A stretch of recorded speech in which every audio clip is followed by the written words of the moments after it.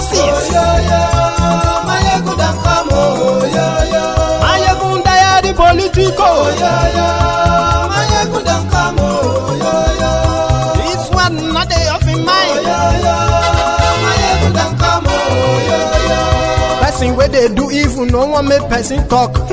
Them say that Mayegun, that man too dey talk. He too dey talk. Say Mayegun diary, he dey hot like pepper. But every day, then they take money in bulk. Poor man pikin, dey the street, dey hawk. Still them talk, say, make we no talk. But thank God, say, Mayegun don come. So my people make you laugh. Mayegun don come, My people make you shout, Mayegun don come, Mayegun don come, man of the masses. Mayegun don come, Mayegun diary political. Mayegun don come, this man not dey off in mind.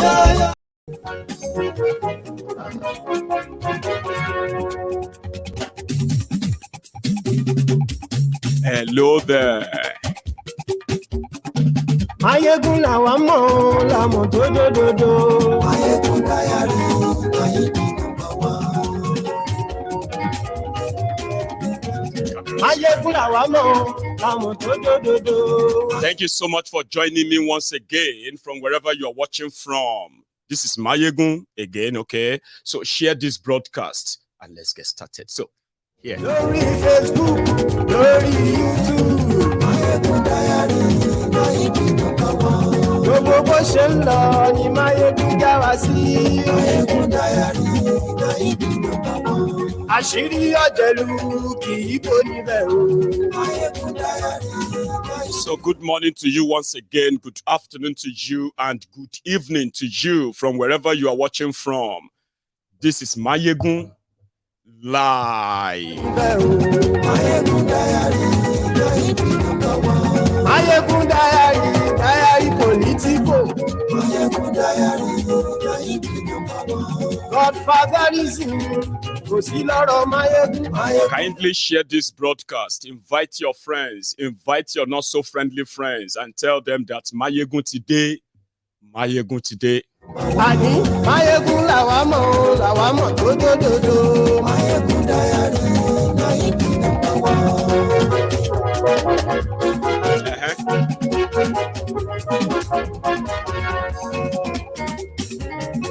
Àní ẹ̀sùn ràkì.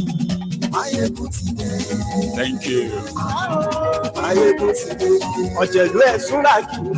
We are also live on TikTok at this minute, this hour.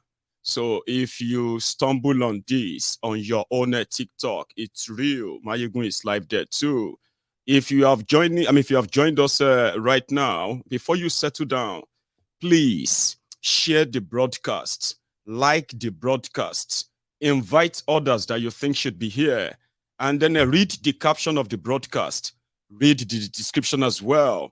At a point, you would have a chance of coming on to make your own contribution as well. So do this, and we will start in a minute.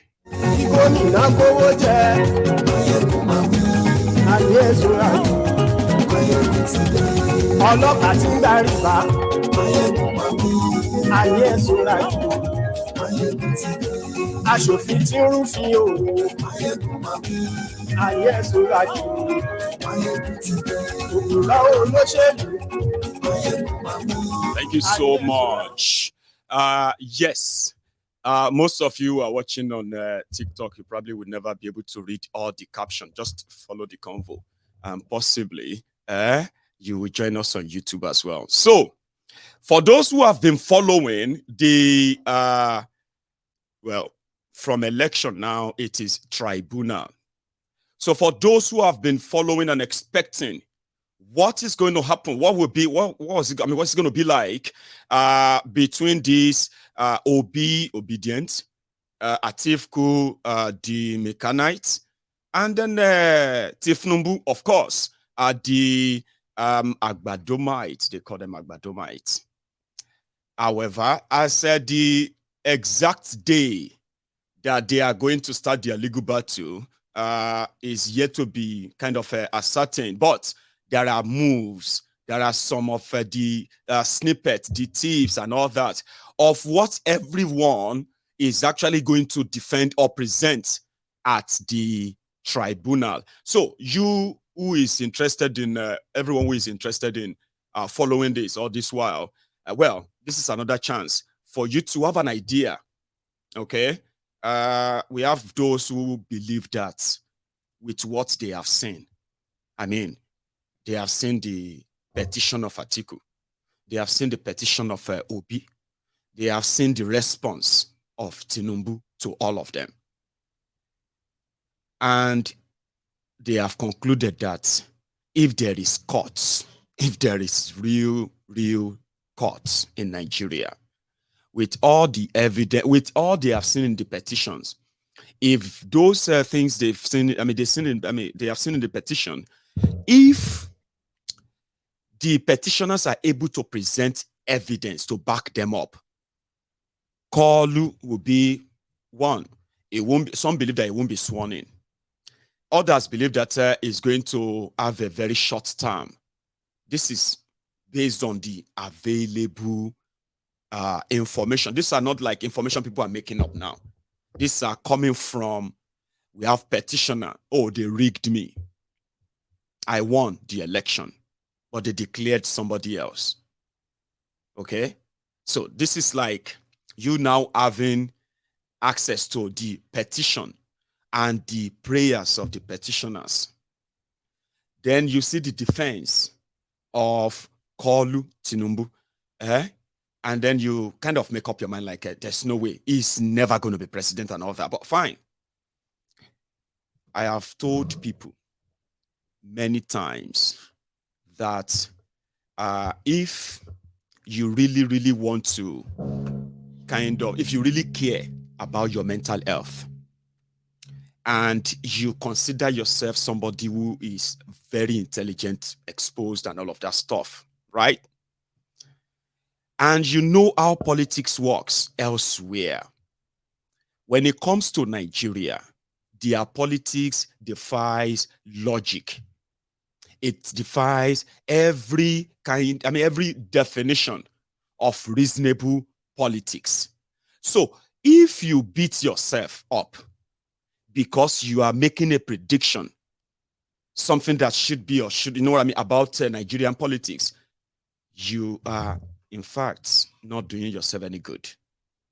But on Mayegun's Diary Political, I kind of help people who are more curious, kind of, you know, those who love to be very optimistic about things.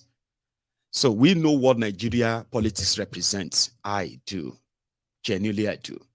And having found out, I kind of feel like it's a pure waste of time, pure waste of resources, and sadly, pure waste of life too.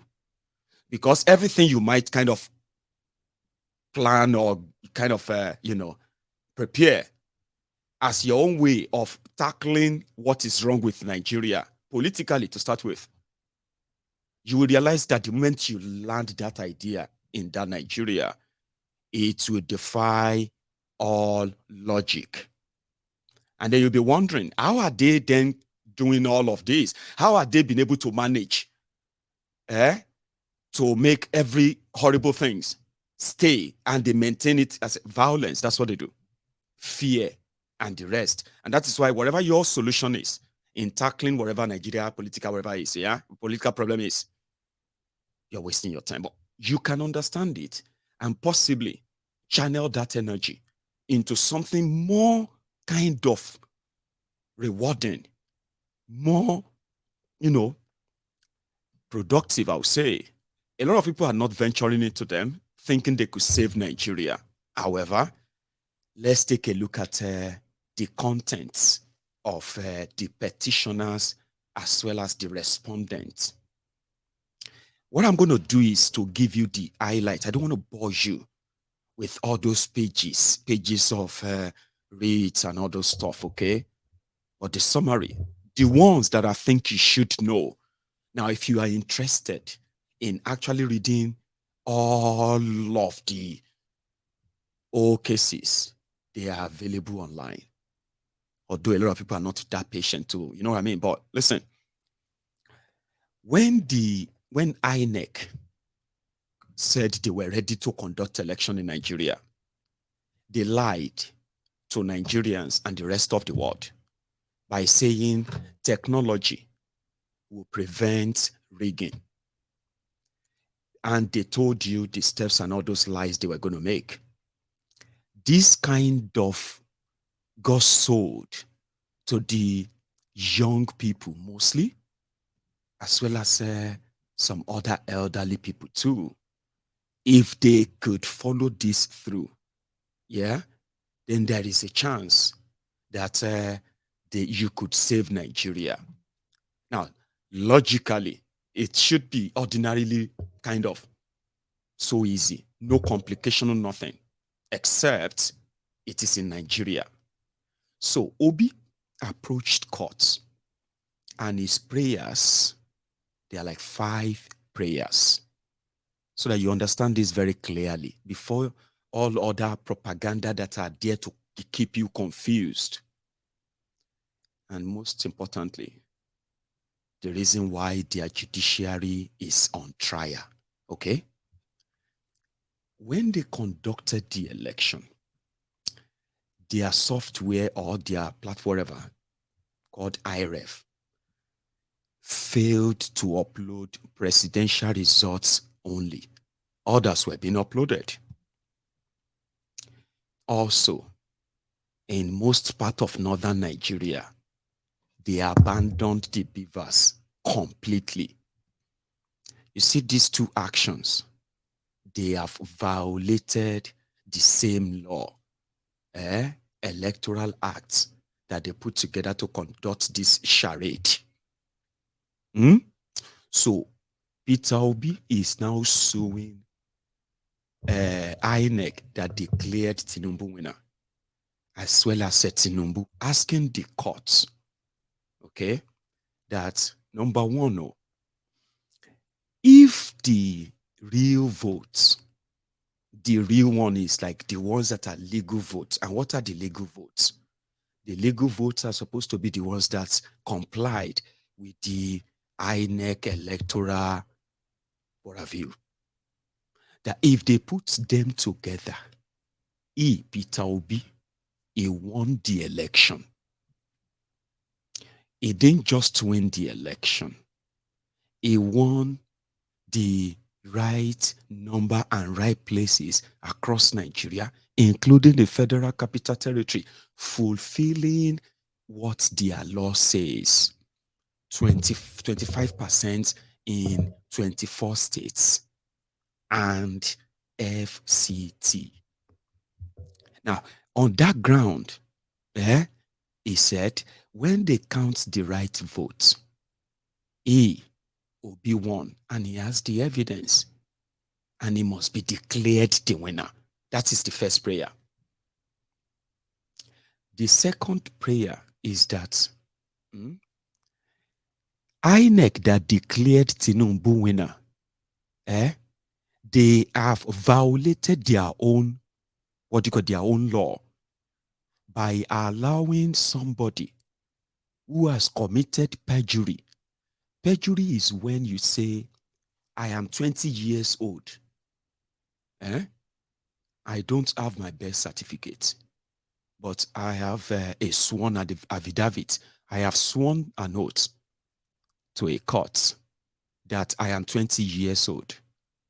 So if later a document surfaces again that says I am 22 years old, I then, by law, I have committed perjury.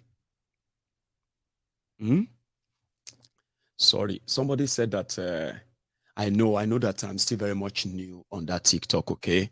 So if you have the Lagos Sabobaku there who are ranting, they are welcome, okay? So a time is coming, I will bring you on and say, yeah, come and say it to my face, instead of you typing Olori Buruku Omo Ali and all those things, right? But don't worry, you will get education. Don't worry, don't rush. You and I, you would have to leave that, you have to leave that your phone, as you know, be Omo Ali. so you can come and say it to my face, but don't worry. So then they said I should get a moderator for them on TikTok as well. They said, Mayegun, you see this TikTok people, they're mad, they go, they know where low, this and that. I said, calm down. Are you with me? Everybody will collect his own size. Are you with me? When they jam the truth, when they hear the truth, when they know how this actually affects them, nobody will tell them. You know, for 8 years, we had those we call the Buhari days, Buhari Didanis, Buhari Denotus, Buhari Dijatus, Buhari Shukus, Unguziaris, Unekaharis, sophisticated morons, ombuds slaves, Lagos Abobakus, Ushogbu Alimajiris, the crumb eaters, the crumb chasers, the ass lickers, the political cretins, Oshins. We have them for 8 years, suffering and smiling, suffer ahead. As Nigeria was going down the drain, the Olori Burukus are everywhere. They are defending APC. And later, some of them became victims of what they are defending. So if at the end of the day, we manage to kind of cure the madness of other people, other ways on other platforms, TikTok, Etigbalejo, I am Mayegun, and you will finally come around. You will come around, they call it. You would come around. So, these are his prayers. 2, Kalu no go school. He can't forge certificates. The drug dealer, the drug baron, these have been hiding under the radar in a corrupt Nigeria. Nigeria is a crime scene where criminals have always been rewarded. The criminals from the local government level to the president, and also being promoted and supported by the ombud slaves. For years, the likes of Kalu, other people who are drug runners, drug dealers. You know, you'll be asking yourself, why would people who have access to Nigeria money still be dealing in drugs? Drug dealers is like, you see, those who are dealing in drugs and those who are using drugs, the addiction they both have for the drugs is legendary. It doesn't matter what they have. So this guy approached their courts that, listen, this guy shouldn't even be running for any office. This senile, demented Kalu should be, if he's not locked up in a hole somewhere, Kalu should be somewhere at old people's home where they are using whatever is left of his demented head or brain for research or something. Something like, this guy shouldn't even be seen in public. But Nigeria is a country of dregs. Nigeria is a country of criminals. From the defenders and the leaders, it's always been. So this guy now said, sorry, all of you watching on YouTube and Facebook, the reason why you are hearing, you are kind of finding that tone in Mayegun's what have you is because I am now adding the audience of TikTok. So may everybody just collect the sense together.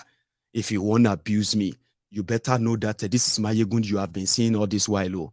Etigbalejo lori TikTok. And this is how I kind of knock sense and senses into the ears, the pangolo, echoing head of so many of you ombud slaves. Anywhere I see you, you go collect them like this. So let's say we have a wider convo now. It's not even me. This is me just explaining to you the prayers of Obi. This guy said he went to a university in America. The record from the university are contradictory. This guy, we can't find his primary school education. We can't find his secondary school education. We can't find everything about him is kind of dark and shady and criminal. With evidence, he is also a convicted drug dealer. You won't make Pablo Escobar your president? So Obi is asking the court to disqualify Kalu Tinubu as a convicted drug baron that forfeited $460,000 to avoid jail. a drug dealer, a drug runner, shouldn't be allowed to even run for a president if Nigeria is a real place. But Nigeria is not a real place. Right before our very eyes. You know why some of those who are kind of abuses me on social media, why I don't really I don't take them serious much. Sometimes I feel sorry for them. Nigeria is a very, very terrible place that these criminals have made it. In our lifetime, Baba, Eshoji Nodu, Buruji Kashamu, a drug dealer, wanted drug baron, a wanted drug baron, went to Nigeria. He became political godfather. Supposed normal people, Christians, Muslims, Alaji, Alaja, Deacon, Deaconess, Pastor, Pastress, they were defending Buruji Kashamu. They said he is a philanthropist. Which drug? He's not the one. It's his brother. His brother was the one wanted. They defended a drug dealer. They elected him a senator.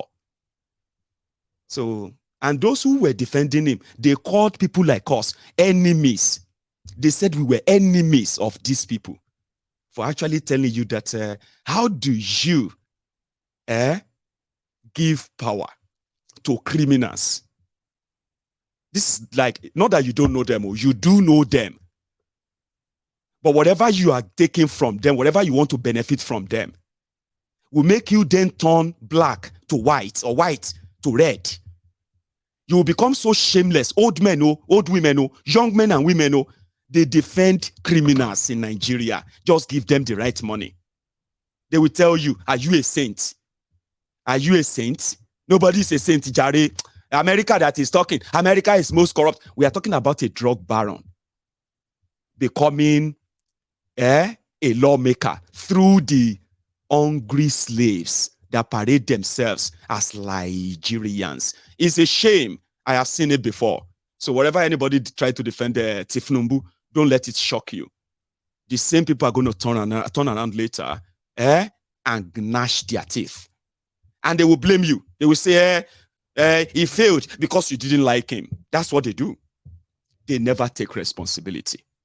Sure you get. So, this guy is asking their court with evidence. So, this guy is a convicted drug baron. He shouldn't even be running for office. Okay.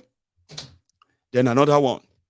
He now said, if the court is not convinced that he won, EOB won, then the court should nullify the election entirely.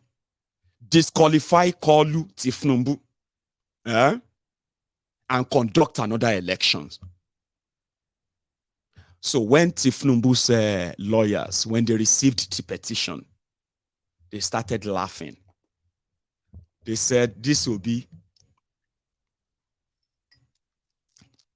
probably have no idea who or what he is talking about, because his petition is complete garbage. They said Obi and Labour Party, all these things, all disobedient and whatever, they are just clowns. That's how they actually responded. And let me tell you, they left the issue of meanwhile, Angono, there's where Obi said when they recount elections in about 11 states, where he said he has the right figure than what INEC declared. Okay, so he's asking the court to ask INEC to come out and bring the evidence of the number they declared for Kolu. They should bring everything out. Out of 36 states and Abuja, INEC has only given them access to just about 10 states. More than 26, about 26 states. The details of the election in those states have not been released to them. Are you with me? So when Tifnumbu and people received the petition, you know what they first did? They laughed, like I said. Now they said, number one, Obi is just wasting his time because Obi is not even a member of a Labour Party. Do you get that? They said it is a pure waste of time because Obi and Dati, they don't even get party. that they were members of a PDP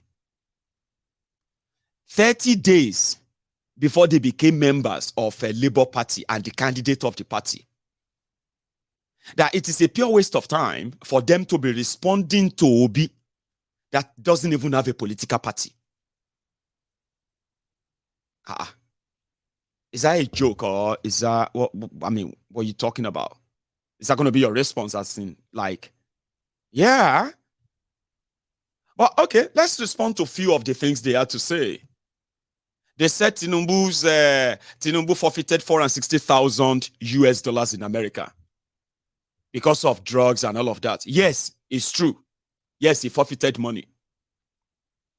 But the case is not against Tinubu. The case is against Tinubu's bank account.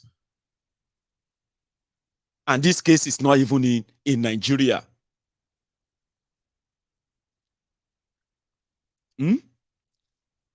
So that's their response. They said, yeah, he didn't know. He was just living with some drug dealers. He didn't know they were drug dealers. So what do you want him to do? And when the American government saw the money in his bank, they questioned it. And at the end of the day, they said he didn't pay tax. That's their response. So they said the issue of drug or whatever doesn't have anything to do with Kolu. And there are court documents too. There is court document too with his name, the name of his wife. Somebody just asked a question now. He said, I don't know, maybe it's just from the comment. Yeah. In the comment, he said, did Kolu steal your money? You know, one of the things they did to Nigerians, when we were growing up, because now it's so obvious that a lot of things they told us were lies, okay? When we were growing up, they made us believe that the reasons why the Northerners are always doing rankadede for their leaders is because only few of them were given access, were given education, compared to us in southern Nigeria, where education is almost compulsory for every child. When I was growing up, sure you get. So they said, because the Northerners are not so educated, that is why their leaders could tell them to do this or do that. But we Southerners, because we are so educated, that is why we are always very kind of argumentative and other stuff. But do you want to know what APC Egbekegbe have done to Nigerians, especially the Yorubas? Somebody who kind of want to defend his own criminal oppressor like Tinubu. This person asked, this Dumbo asked the question on TikTok, okay? He's saying that Tinubu steal your family money. But Tinubu didn't steal my family money alone. He didn't steal your family money alone. He is not the only person doing it. Tinubu and gang, your politicians and their family, they are living off your commonwealth. Sure you get.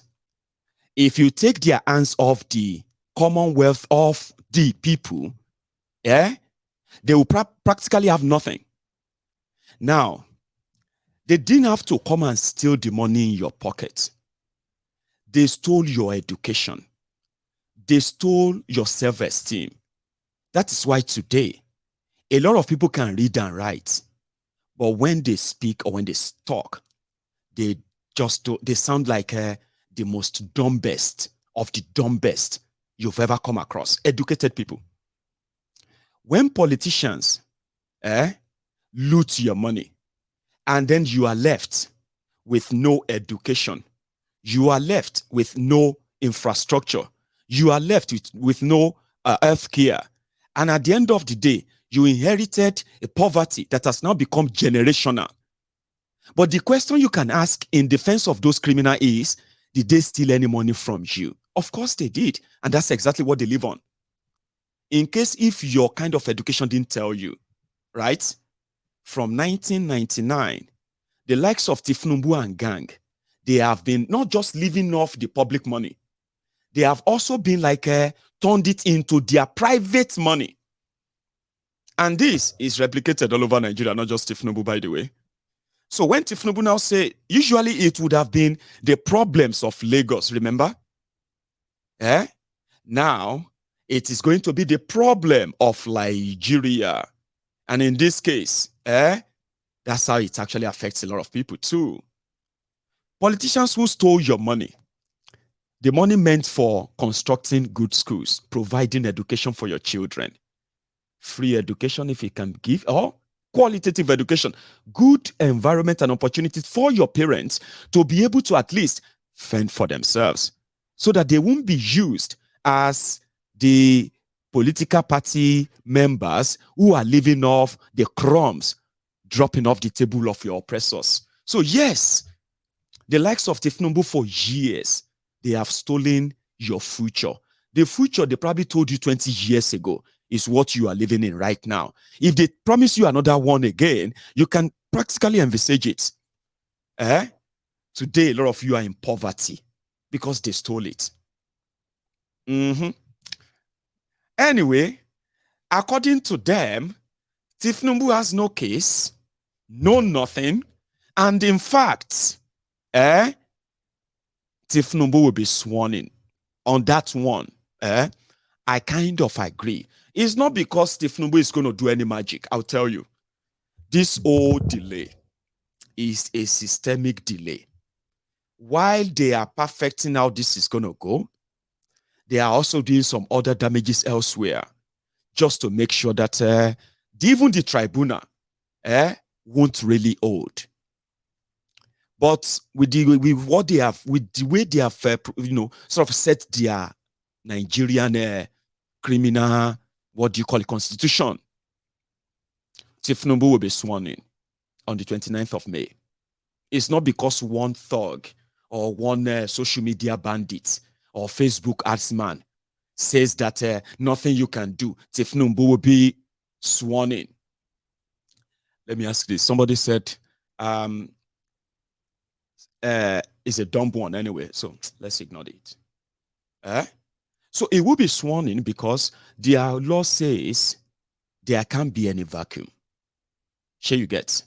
If you have witnessed it in the past, when Obasanjo versus Buhari, right? They still sworn Obasanjo in. When Yaradua versus Buhari, they still sworn Yaradua in. When it became, Buhari and Jonathan in 2011, right? They still sworn him in, remember? And I think it's the same in 2019 between Buhari and Atiku. They still sworn him in. So I don't know if what people are saying to you is just to kind of massage your, just to massage your ego or what have you. They're going to swear him in. And in fact, with what they have plotted, that should be the end of it. And I think that is where your own shocker is, Abi. So, their response is that the tribunal should throw Obi's prayers out. It's just waste of time. Why behind the scene, the likes of Eshima Roken Namani are asking Obi, withdraw your case from courts and go and work for Kolu because of the interest of the Igbos and all of that. That one is also going behind the scene. But the man himself, we are going to go to Sudan very soon. The man himself has something to drop just not long ago. It's a long watch, but I'm going to add it to this chat before we continue. This.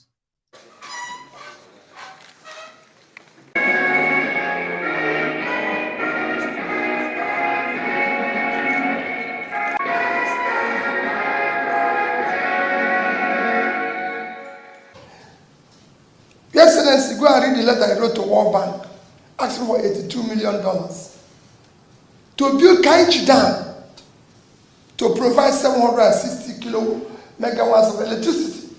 And he wrote it clear. I'm applying for this loan strictly to to borrow for this investment to spur growth, economic growth for my country. That was 58 years ago. That facility is still standing. What he borrowed is $82 million. We now owe $120 billion without anything to show for it, because we consumed it. It was for consumption. There's nothing wrong with borrowing. Every country of the world borrows. No country. Every country of the world borrows. America is the biggest economy. They are owing over 100% of their GDP. The second biggest economy is China. They are owing about 60% of their GDP. The third one is Japan. Japan is owing 230% of their GDP. It can go on and show you. Even Netherlands, that had the highest sovereign wealth fund of 1.4 trillion, Your Excellency, is owing 50% of their GDP. So everybody borrows. The difference is what you use the borrowing to do. Where did you invest it? What did you create? Our own was for consumption. People are borrowing for investment. And I've gone from countries to countries everywhere to show that this is happening. China borrowed in 1990, 93% to 95% of Chinese people live under poverty. Today, it's less than 2%. India was a similar situation, under 5%. Vietnam was actually 96%. Today, they have less than 3%. So, hours that we have been throwing people out of poverty. And just to illustrate to you why borrowing is different here and other countries. I was in Bangladesh in 2010. I've studied 31 countries, comparing them with Nigeria. In Bangladesh in 2010, Your Excellency, they had a GDP of $115 billion with a per capita of $747 per capita. And their debt was $45 billion, 36% of their GDP in 2010. Nigeria, as at then, had a GDP of $375 billion, per capita of $2,250. So we are 3 times Vietnam in terms of per capita, which is a real measure of wealth. And our debt then was $30 billion, less than 10% of our GDP. Today, Vietnam GDP is $340 billion. They've grown by 3 times. Their per capita is $2,050. They've grown by 10 times. Their debt also increased to about $116 billion, which remains even less than 36%, because it's now about 32% of their GDP, which means they borrowed more, they invested it. If you go to Vietnam today, the exports, their overseas diaspora fund, everything have increased. Today, Vietnam exports garments, $36 billion, twice what we earn from oil. Garments, they're not just garments. That's what they export. Not something that is sophisticated. And all small businesses, which we're not doing here. And in our own situation, our GDP today is about $400 billion. Our per capita, which is a real measure of wealth, is now 1,980, call it 2,000. So we've actually lost about 11% of what we were in 2010. And our debt have gone from $30 billion to $120 billion. So we borrowed about $100 billion, which nobody can explain what was invested. And when as they say, it's for capital project. If you borrow money and it didn't impact on your GDP, it didn't impact on your capital, you consumed it.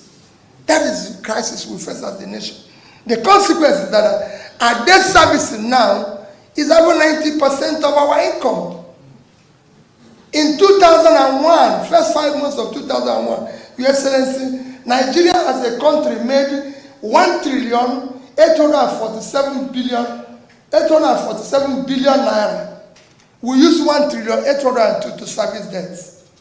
98%, only 45 remaining for a country of 200 million people. And we are borrowing more. We said last year our budget was 13.5 trillion. We are going to borrow only 5 trillion. We borrowed 7. This year, our budget plus subsidy and everything will be hitting about 20. They said they are going to borrow only about 6. Your Excellency, we're not going to borrow less than 10. And that is the crisis of us. And what are we even borrowing? With these monies, we are now issuing foreign bonds of 2040, 2045, 26, when we are no longer going to be here. And our children, in the past 1 year, Nigeria has not put 1 naira in the sinking fund. Not 1 naira. So even when you are servicing debt, you're supposed to be saving money to pay the debt. When it matures, we are not putting money there. The crisis is that when we are dead, our children will have nowhere because we've eaten their future. And nobody is talking about that. And we need to move this country. And there's nothing wrong in this country. It's a country that can be changed. Look at something like Taraba. Look at what is happening all over the world. Today, we are struggling with oil, sharing of oil money. Who is doing that? Even in America, that is the biggest country in the world, Texas, that is producing several more oil than we are producing. The biggest state in America is California. And what does California do? Texas is not even number 1. They're not number 2. They're number 3. Texas GDP today is 3.4 trillion. 8 times Nigerian GDP. They have no oil. What they're exporting is agriculture and knowledge. Agricultural materials and knowledge. That's all that is making them that thick. When we are here fighting over a diminishing access that has since expired, oil didn't save yet Venezuela. Venezuela have 10 times more oil than Nigerian deposits, and yet they collapsed. And we're here fighting about oil. No country is talking about oil today. Vietnam, countries and nations have ever.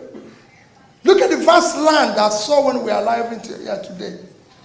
I told the people in Niger, you have 76.3 square kilometers of land in Niger State. Your Excellency, they can't feed themselves. They can't feed Nigeria. They don't export anything.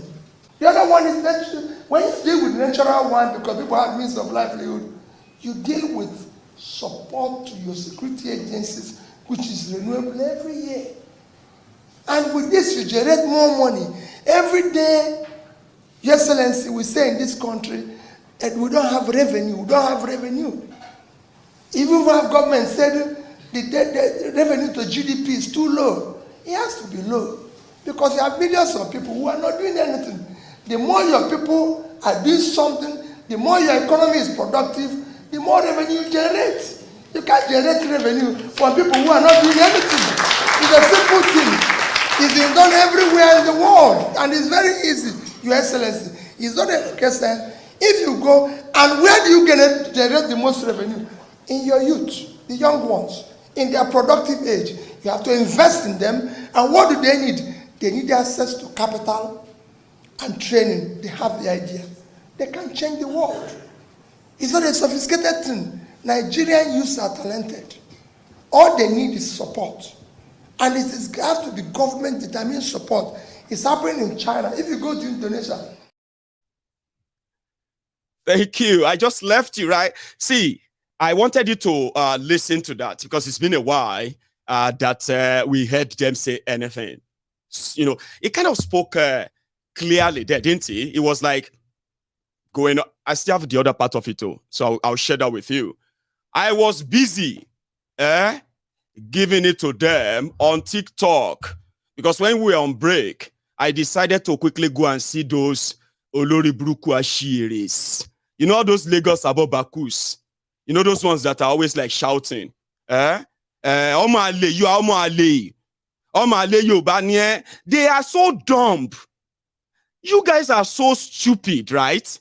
That you are not even kind of telling yourselves the truth that this issue of Tinubu and you, Fofungbemus or Dokpemus, turning around to call Yorubas who are more intelligent than you, APC, Egbekegbe, the Egbe Apanyon of Nigeria, the Yoruba chapter. You want to coerce the Yorubas into your mad, jihadist, murderous government, Abi, and to say, oh yeah, anybody who doesn't support Tinubu is Omale Yoruba. Lojuti, una no get shame. This is now talking about numbers now. Una come out to disgrace Yoruba people because of the drug dealer. You they disgrace Yoruba people. That Yorubas are now, you want them to see Yorubas as agberos, drug dealers, people who have no morals, people who have no kind of, all this already bruku adakpama shishe so they meet me for talk. So they want to drop me lamba. Sure, you get, they want to drop me all those trolling stuff. Shut up your mouth. You did some Mwali. Listen, you did a charade. Tinubu is from Yoruba land. I know they Nigeria. Sure, you get. I saw all you did. You were so ready to fight and go to war with Igbos in Lagos. That you actually coordinated yourselves that Igbos are your enemies, so they must not be allowed to vote. Now, after your election, them beat you so you had to fake the figure. Now, you fake the figure. You can't even, you can't rig it to declare yourself winner. But you shameless idiot, you shameless weary, you are still turning around and thinking you can call people Omoale because of Tinubu. Do you really think that is still working? That you can just see somebody and say, Omoale, you are Omoale. Shut up your mouth. Are you not a Omoale Yoruba? Eti you're there. Eti didn't. Now, you don't know what is actually coming for you. But Mayegun, me, in the temple of truth, I can give you an idea. Sure you get. And from time immemorial, I have told people, if you are APC, Egbekegbe, don't let us pretend. I am not here to convince you. I am not here to make you feel good. Anything that can make you feel sad, feel so kind of depressed and angry, possibly, right? Feel the taste of what you are promoting. I mean, by the truth that will knock you off wherever you are. I am willing to do it. You don't like me. I don't like you. You understand? You don't like me. I don't like you. So let's stop. Let's drop all the pretense. But the truth that you won't kind of deny is very much available. I will give that to you free of charge. So I was telling them, I said, listen, you calling somebody Omoale Yoruba because of the druggy, Kolu, Aṣíwájú àwọn olè, Aṣíwájú àwọn atọ̀ọ̀lé, Aṣíwájú àwọn agbèrò. You are calling people Omoale. Today, just 4 days ago, they told me to join TikTok because I can go live.